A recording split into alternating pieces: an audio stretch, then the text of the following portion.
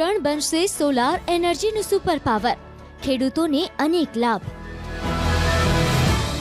કચ્છનું રણ એક સમય સુધી સૂકાપણું, તંગી અને પછાતપણાનું પ્રતીક માનવામાં આવતું હતું, પરંતુ સમય બદલાઈ રહ્યો છે। આજે એ જ કચ્છનું રણ ભારતની સોલર અને પવન ઉર્જા ક્રાંતિનું મુખ્ય મથક બની રહ્યું છે।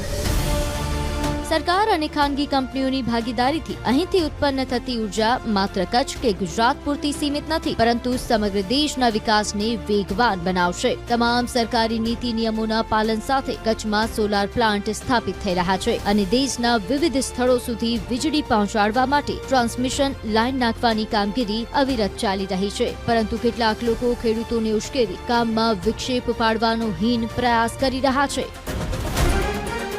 થર્મલ પાવરથી ઉત્પન્ન થતી વીજળી મોંઘી હોવા સાથે પર્યાવરણને નુકસાન પહોંચાડે છે। પરિણામે આબોહવા ડહોળાય છે અને પૂર, વાવાઝોડા, માવઠા જેવા ઘા સહન કરવાના થાય છે। પરંતુ સૌર અને પવન ઉર્જા પર્યાવરણ મિત્ર છે, ઓછી ખર્ચાળ અને લાંબા ગાળે ટકાઉ વિકાસની ખાતરી આપે છે। આમ તો ટ્રાન્સમિશન લાઇનો અમુક ખેડૂત કે સરકારી જમીનમાંથી પસાર થાય છે, પણ તેનો લાભ સમગ્ર સમાજ અને સમગ્ર દેશને મળે છે। સરકાર દ્વારા નક્કી કરાયેલા નિયમો મુજબ જમીનનું વળતર પણ આપવામાં આવે છે। જો કે વીજ લાઇન જેમના ખેતરમાંથી પસાર થાય છે તેવા ખેડૂતો વિરોધ કરવામાં ઓછા હોય છે, પણ જેમને કંઈ લેવા દેવા ન હોય તેવા લેભાગુઓ વિરોધનો ઝંડો પકડી ખેડૂતોને ગેરમાર્ગે દોરે છે। આ પ્રકારનો વિરોધ કરનારા સમગ્ર દેશને નુકસાન પહોંચાડે છે। માત્ર ખેડૂતોના હિતની વાત કરીને આવા લોકો માત્ર લાભના રોટલા શેકે છે। પોતાના સ્વાર્થ ખાતર વિરોધ કરાવનારા આવા લોકોથી સાવચેત રહેવાની જરૂર છે। આ પ્રકારના લોક ઉપયોગી પ્રોજેક્ટો સમયસર પૂર્ણ થાય તે માટે સહયોગ જરૂરી છે, કારણ કે સામૂહિક વિકાસમાં અવરોધ લાંબા ગાળે સૌ માટે નુકસાનકારક સાબિત થાય છે।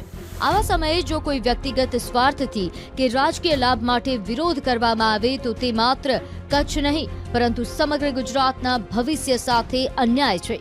નક્કી એ નિર્દોષ ખેડૂતોએ પણ કરવું પડશે કે કોઈના સ્વાર્થ ખાતર આપણે આપણા પગ પર કુહાડી કેમ મારી રહ્યા છીએ।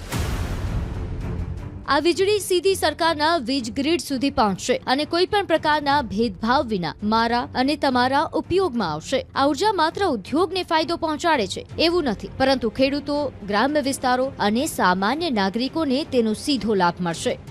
કચ્છમાં ઔદ્યોગિકરણ વધવાથી સ્થાનિક યુવાનોને રોજગારી મળી રહી છે અને ગ્રામ્ય વિસ્તારોમાં નવા ધંધા રોજગારની તકો સર્જાઈ રહી છે। ખાસ કરીને ખેતી ક્ષેત્રમાં વીજ પુરવઠાની સ્થિતિમાં ઐતિહાસિક સુધારો થશે।